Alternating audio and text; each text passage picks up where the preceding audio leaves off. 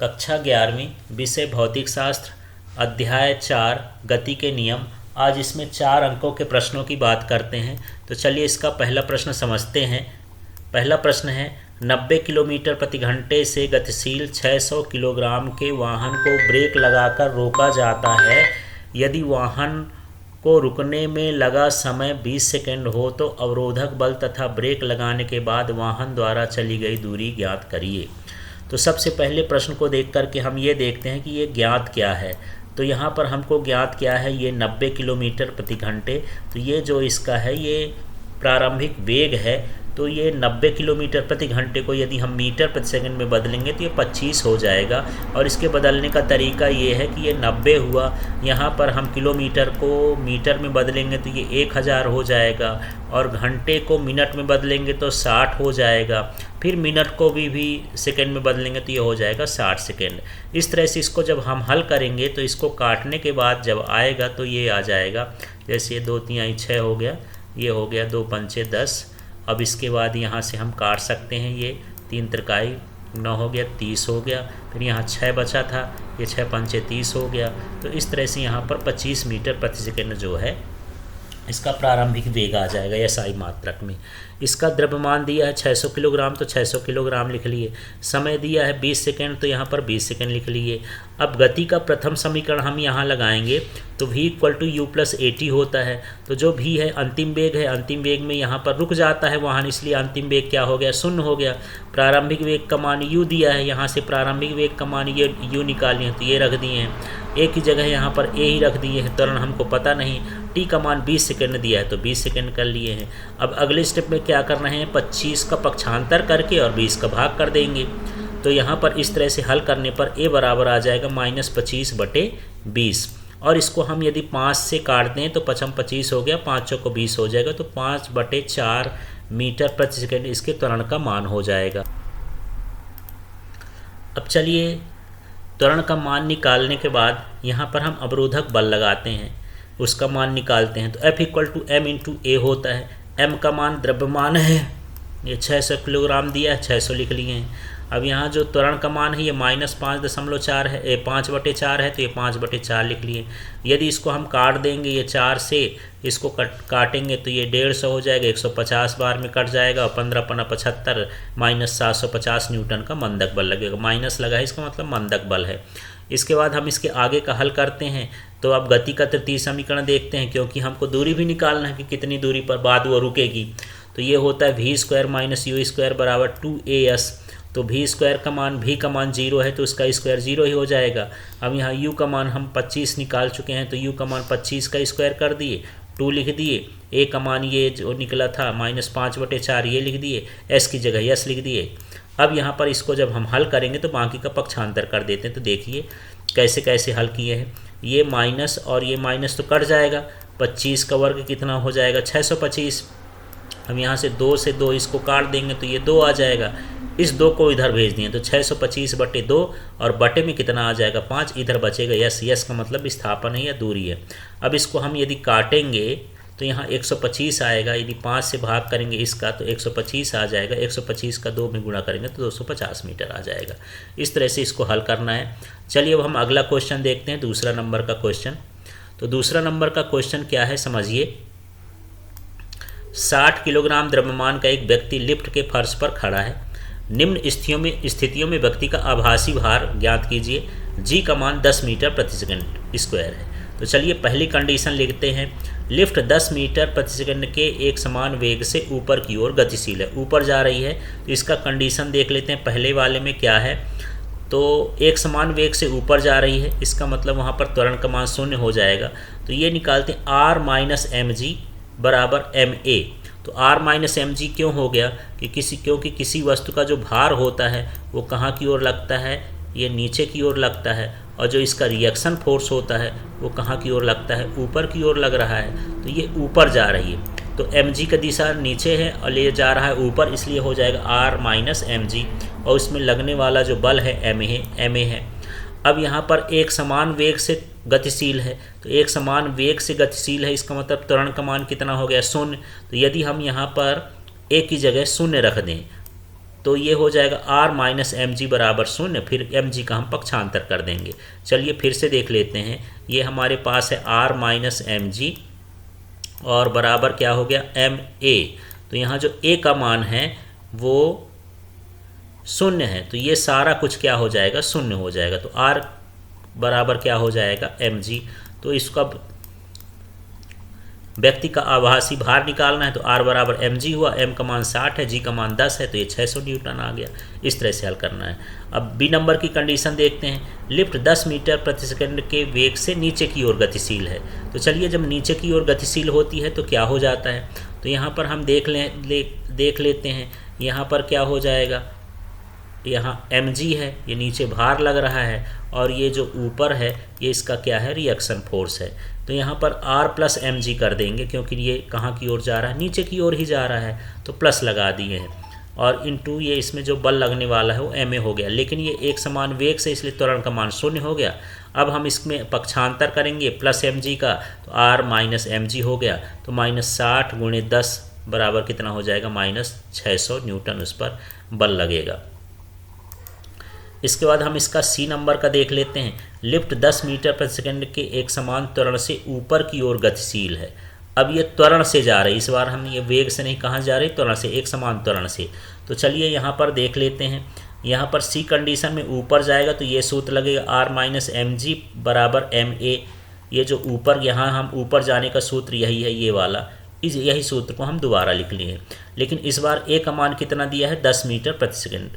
तो यहाँ पर ए कर लिए। अब हम इसका पक्षांतर कर देंगे, तो जैसे कैसे हो गया पक्षांतर, minus R minus M G बराबर क्या है एम ए है। तो यहाँ पर हम क्या करेंगे, एम जी का पक्षांतर कर देंगे, तो आर बराबर क्या हो जाएगा एम ए और प्लस में क्या हो जाएगा एम जी। यहाँ से एम कॉमन ले लेंगे, तो जब एम कॉमन ले लेंगे तो अंदर क्या बचेगा ए प्लस जी। इस तरह से ये सूत्र बन जाएगा। तो चलिए यही सूत्र हमारे पास है, आर बराबर एम प्लस ए जी। तो ये कर लिए हैं एम इंटू ए प्लस जी। तो यहाँ पर हम मान रखते हैं, एम का मान 60 है, ए का मान 10 है, जी का मान 10 है, इसका मान रख देंगे। तो 60 में यहाँ 10 जुड़ेगा तो 20, और 20 का गुणा 600 से हो जाएगा, तो ये हो जाएगा 1200 न्यूटन। अब अगले स्टेप में देखते हैं, यहाँ जो डी नंबर का है, तो डी नंबर ये है कि एक समान त्वरण से इस बार कहाँ पर नीचे की ओर गतिशील है। तो जब नीचे की ओर गतिशील है तो यही सूत्र लगेगा, केवल इसमें आर के साथ जो ये प्लस एम जी है, ये माइनस था, तो इस बार क्या हो जाएगा प्लस एम जी। तो यहाँ पर ए का मान इतना ही दिया है। आर बराबर यदि हम इसका एम जी का पक्षांतर करके हम कॉमन ले लेंगे तो ये हो जाएगा ए माइनस जी। तो यहाँ पर 10 में से 10 ये कट जाएगा, तो कितना आ जाएगा 0 न्यूटन, क्योंकि ये 0 है, 0 का गुणा 60 से होगा तो 0 न्यूटन हो जाएगा। मतलब वहाँ पर व्यक्ति अपने आप को भारहीन महसूस करेगा। इसके बाद हम इसका तीसरा क्वेश्चन देख लेते हैं। तो तीसरा क्वेश्चन ये है, न्यूटन के द्वितीय नियम से बल के सूत्र F बराबर ma की व्युत्पत्ति करिए। तो इस सूत्र में देख लेते हैं कि माना किसी वस्तु का द्रव्यमान m है और उसका प्रारंभिक वेग u है, तो उसका प्रारंभिक संवेग कितना हो जाएगा P1 बराबर mu, क्योंकि संवेग बराबर होता है द्रव्यमान गुणे वेग। तो यहाँ P जो है संवेग है, m द्रव्यमान है और ये वेग है। इसी प्रकार यदि उसमें F बल लगाते हैं तो उसका वेग भी हो जाता है, तो अंतिम संवेग हो जाएगा P2 बराबर m भी, इस बार वेग भी हो गया। अब संवेग में परिवर्तन निकालते हैं, तो डेल्टा P बराबर, डेल्टा P माने परिवर्तन है, तो P2 में से P1 को क्या कर देंगे माइनस कर देंगे। तो यहाँ P2 माइनस P1 कर दिए। अब यहाँ देख लेते हैं P2 का मान कितना था m भी, तो P2 की जगह m भी रख दिए हैं। ये P1 का मान कितना था mu, तो यहाँ पर mu रख दिए हैं। इसमें से m कॉमन ले लिए तो v माइनस u हो गया। इसके अंतर को डेल्टा v, दोनों के वेग का अंतर क्या कहलाया डेल्टा v कहला गया। इस तरह से हम डेल्टा P का मान निकाल लिए। अब यहाँ पर न्यूटन के गति का द्वितीय नियम देखते हैं, तो वहाँ पर F समानुपाती delta P upon delta T होता है। मतलब किसी वस्तु पर लगाया गया बल संवेग में परिवर्तन की दर के समानुपाती होता है। उस शब्द का यहाँ पर एक क्या बना है, सूत्र बना है। यदि ये समानुपाती का चिन्ह हटाएंगे तो यहाँ बराबर लगा दिए हैं, कोई नियतांक के भी आएगा उसका मान 1 मान लेते हैं। तो यहाँ डेल्टा P अपॉन क्या हो जाएगा डेल्टा T, ये बराबर का चिन्ह लग गया। अब अगले स्टेप में देखिएगा, समझिएगा यहाँ पर कैसे कैसे मान रखेंगे। तो हमारे पास यहाँ पास डेल्टा P है और यहाँ भी देख लीजिए ये डेल्टा P है, लेकिन डेल्टा P का मान क्या है m डेल्टा V, इसलिए यहाँ पर m डेल्टा V आ गया और अपॉन में डेल्टा T हो गया। तो इस तरह से यहाँ पर डेल्टा P का हम क्या कर दिए हैं मान रख दिए हैं। अब यहाँ पर हम इसको लिमिट ले लेते हैं, limit delta T tends to 0, मतलब इसका मान बहुत कम हो, यदि समय अंतराल बहुत कम हो तो फिर हम यही सूत्र लिखेंगे ऊपर वाला, m की जगह यहाँ पर m ही लिखे हैं, लेकिन ये जो डेल्टा डेल्टा है उसको किस में लिख देते हैं, d लगा देते हैं। यहाँ पर dv अपॉन क्या हो जाता है, dt हो गया। अब यहाँ पर हम जानते हैं कि वेग बटे समय, dv अपॉन dt का मतलब हो गया वेग बटे समय, तो वेग बटे समय क्या होता है, त्वरण। तो इस तरह से ये बल का सूत्र है, F बराबर क्या, F बराबर m इंटू ए। इस तरह से हमको सूत्र स्थापित करना है। चलिए अगला प्रश्न देख लेते हैं इसका। तो अगला प्रश्न है, समतल सड़क पर वाहन के सुरक्षित चाल का व्यंजक स्थापित करिए। इस तरह से क्वेश्चन है। तो यहाँ पर समतल सड़क पर वाहन के सुरक्षित चाल का व्यंजक, तो इसके लिए हम मान लेते हैं कि यहाँ पर ये कोई वाहन है, ये वृत्ताकार सड़क चल रही है।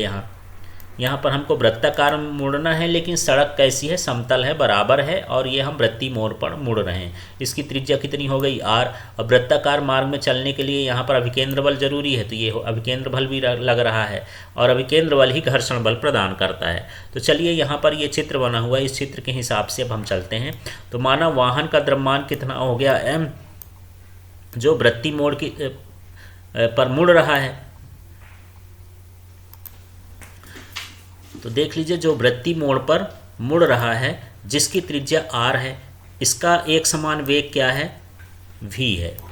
अब इसमें निम्नानुसार बल कार्य करते हैं। तो पहला भार, इसका हम वजन देख लेते हैं कि इसका भार कहाँ की ओर काम करता है, नीचे की ओर। तो इसका भार लग रहा है कहाँ की ओर, नीचे की ओर। फिर जो इस पर अभिलंब प्रतिक्रिया होता है, ये वस्तु के लंबवत लगता है। अभिलंब प्रतिक्रिया कहाँ लगता है, r ऊपर इसके लंबवत लगता है। फिर यहाँ पर सीमांत घर्षण, तो जो घर्षण बल होता है वो केंद्र की ओर ही लगता है। इसके बाद यहाँ पर चौथा देख लेते हैं अभिकेंद्र बल। तो अभिकेंद्र बल जो लगता है वो भी केंद्र की ओर लगता है, mv² अपॉन r। अब संतुलन की अवस्था में हम जानते हैं कि जब वृत्तीय मोड़ में गति करती है वस्तु, तो घर्षण बल से ही अभिकेंद्र बल प्राप्त होता है। तो संतुलन की अवस्था में हम देख लेते हैं, थोड़ा सा इसको चित्र को देखेंगे तब आपको समझ में आएगा। चलिए फिर से चित्र में यहाँ पास चलते हैं। तो जो r है वो mg के बराबर हो जाएगा, और जो fs है वो अभिकेंद्र बल के बराबर हो जाएगा। घर्षण बल अभिकेंद्र बल के बराबर हो जाएगा, इस तरह से। तो यहाँ पर हम यही सूत्र नीचे लिखेंगे। अब चित्र को नहीं देखते हैं, इधर देख लेते हैं। तो चलिए r किसके बराबर हो गया, mg के, और जो fs है वो mv² अपॉन r के बराबर हो गया। तो यहाँ पर अब हमको भाग करना है, और भाग ऐसा करना है कि fs ऊपर रहे और r क्या रहे, नीचे रहे। तो हम समीकरण 2 में समीकरण 1 का भाग करते हैं। इन समीकरण को ऊपर नीचे भी लिख देंगे तो कोई फर्क नहीं पड़ेगा। तब हम 1 में 2 का भाग करेंगे। भाग करते समय ये ध्यान रखना है f का मान ऊपर रहे, r का मान नीचे रहे। तो यहाँ पर हम जब भाग करेंगे तो fs अपॉन क्या हो गया, r। इसी तरह से mv² अपॉन क्या हो जाएगा, rg। ये इस तरह से कट जाएगा। फिर से मैं इसको यहाँ पर अलग से कर देता हूँ। ये fs अपॉन क्या हो गया अपने पास, r, और fs का मान कितना है यहाँ, mv² अपॉन r। ये समीकरण 2 में आप देख लीजिए, ये मान है, ये वाला मान हम यहाँ इसका समीकरण 2 का लिख लिए। समीकरण 1 में क्या है, mg। तो यहाँ पर आप देख रहे होंगे कि m कट जाएगा, तो ये जो r है वो नीचे आ जाएगा, तो इस तरह से बचेगा। अब यहाँ पर जो fs अपॉन r होता है ये एक घर्षण नियतांक के बराबर होता है, इसलिए fs अपॉन r को हम क्या लिख दिए हैं, μs स्थैतिक घर्षण गुणांक होता है। और यहाँ पर rg का पक्षांतर कर दिए तो μs rg बराबर ये v² हो गया। अब यदि हम इसका स्क्वायर हटा देंगे तो ये रूट लग जाएगा, तो अंडर रूट μs rg। तो जो सुरक्षित चाल है ये इस मान से, जो भी इसके अंदर उसके मान से क्या होना चाहिए, कम होना चाहिए। इसके बाद इसका 5वां प्रश्न देख लेते हैं। 5वां प्रश्न है, ढालू ऑब्लिक बंकित सड़क पर कार के सुरक्षित चाल का व्यंजक ज्ञात कर दीजिए जबकि घर्षण हो। तो चलिए यहाँ पर वृत्तीय मोड़ का बाहरी भाग आंतरिक भाग की अपेक्षा उठा होता है, इसे बंकित सड़क कहते हैं। तो कभी जब वृत्ताकार मार्ग में ऐसे सड़क घूमती है तो जो बाहर का भाग होता है, ये वाला हिस्सा होता है, ये थोड़ा सा बाहर की ओर उठा दिया जाता है, जबकि अंदर वाला जो हिस्सा होता है वो थोड़ा झुका होता है। तो ये जो उठा हिस्सा होता है, ये इसको उठाते हैं, इसी को हम क्या बोलते हैं, बंकित सड़क।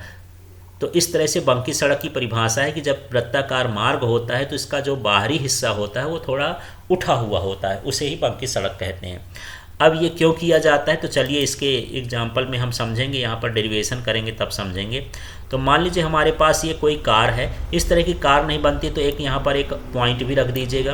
तो यहाँ पर देख लीजिएगा, इसमें यहाँ पर इसका भार लगेगा और इसका भार कितना है mg, तो इस तरह से इसका भार लग गया। इसका रिएक्शन फोर्स लगेगा तो ये वस्तु के लंबवत रखता है, इसका रिएक्शन फोर्स कितना हो गया, अभिलंब प्रतिक्रिया ये क्या हो गया r। अब यहाँ पर क्या बना है, थीटा बना है।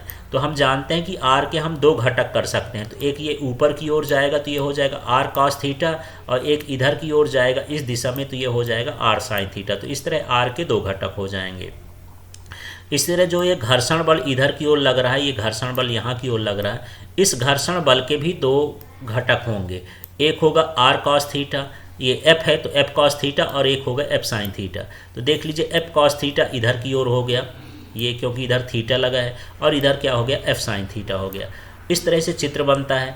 और यहाँ पर अब हम संतुलन की अवस्था में देखते हैं कि यहाँ मानव वाहन का द्रव्यमान m हो गया, जो वृत्ति मोड़ जिसकी त्रिज्या r में एक समान वेग v से मुड़ रही है या मुड़ रहा है, ये वाहन चल रहा है, ढाल का कोण कितना है, थीटा है। इस पर जो बल काम करेंगे वो भार काम करेगा, वो हो जाएगा mg, ये भार काम कर रहा है। इसके बाद अभिलंब प्रतिक्रिया है तो ये वस्तु के लंबवत करता है, इसके दो घटक हो गए r cos theta, r sin theta. देख लीजिए r के ही दो घटक हैं, r cos थीटा है और ये r sin थीटा है। फिर सीमांत घर्षण fs होता है, इसके भी दो घटक हो जाएंगे। तो चलिए यहाँ पर f के घटक को भी देख लेते हैं। तो यहाँ ये जो fs है वो कहाँ की ओर लगता है, केंद्र की ओर लगता है। तो यहाँ पर ये हो जाएगा, देख लीजिए एक f sin थीटा और एक हो गया f cos थीटा। इस तरह से यहाँ पर इनके बल लगेंगे, और एक बल लगेगा अभिकेंद्र बल, जो हमेशा कहाँ की ओर लगता है, वृत्ताकार मार्ग के केंद्र की ओर लगता है। अब चलिए इसमें संतुलन की अवस्था में देख लेते हैं कि कौन कौन से बल यहाँ पर लगेंगे। तो देख लीजिए यहाँ पर थोड़ा सा चित्र को समझना ज़रूरी है, इसलिए चित्र को देखते हैं। यहाँ पर ये बल जो r cos थीटा है वो f sin थीटा और mg के योग के बराबर होगा।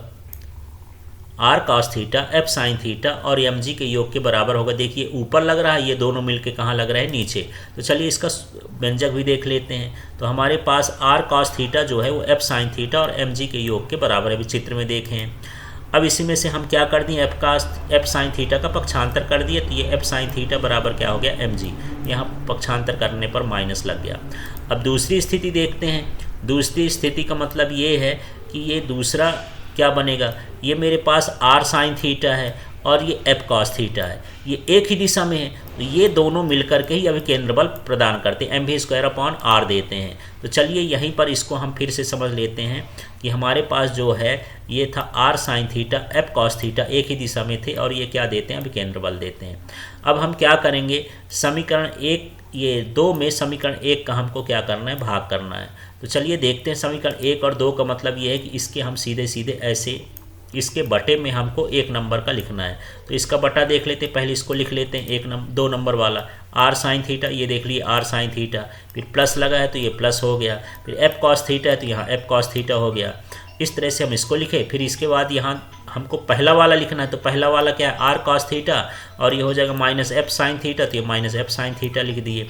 अब हम इसमें से mv² तो हमारे पास था ही, mv²/r, इसमें यदि बटे में mg लिखेंगे तो ये g कट mm कट जाएगा, v² क्या हो जाएगा, rg। इस तरह से निकालना है। इतना निकालने के बाद हमको क्या करना है, पूरे में r cos थीटा का भाग करना है। तो इसमें r cos थीटा का भाग करेंगे इसमें, तो देख लीजिए r कट जाएगा, कहना चाहिए हमारे पास है r sin थीटा, और इस r sin थीटा में हमको भाग करना है किसका, r cos थीटा का। तो जब हम इसको भाग करेंगे तो यहाँ पर ये जो r है वो कट जाएगा, और sin थीटा बटे cos थीटा क्या हो जाएगा, tan थीटा। इसी तरह से देखिए यहाँ पर जब हम भाग करेंगे हमारे पास है f cos थीटा, ये f cos थीटा है, ये वाला मैं लिख रहा हूँ, ये f cos थीटा, और इसके बटे में भी हमको क्या लिखना है, r cos थीटा, इसी का हमको भाग करना है। तो यहाँ पर देखिए cos थीटा कट जाता है, और f/r का मतलब क्या होता है, म्यू, तो यहाँ म्यू लिख दिए, ये घर्षण गुणांक के बराबर होता है। इसी तरह से इसके बटे में r cos थीटा लिखेंगे, तो r cos थीटा में r cos थीटा का भाग करेंगे तो यही आ जाएगा, और इसमें लिखेंगे तो f/r का म्यू हो जाएगा, और ये साइन बटे cos का क्या हो जाएगा, tan हो जाएगा। इस तरह से हमको लिखना है। अब आगे स्टेप में क्या करेंगे, इस rg का हम इधर क्या कर दिए, पक्षांतर कर दिए हैं, और इसके बाद यदि इसका हम स्क्वायर हटाएंगे तो ये किस में लग गया है, रूट में लग गया। इस तरह से यहाँ पर ये वाहन के सुरक्षित चाल के लिए व्यंजक है, जबकि सड़क कैसी हो, व्यंकित हो और साथ में उसमें घर्षण हो। अब ढालू सड़क से लाभ क्या है, इससे फिसलने में बचाव होता है, माने वाहन नहीं फिसलता है, टायर का कम नुकसान होता है, अधिक चाल से कोई वाहन मुड़ सकता है। धन्यवाद। आगे के चैप्टर के लिए अब हम नेक्स्ट वीडियो में देखेंगे। Thank you.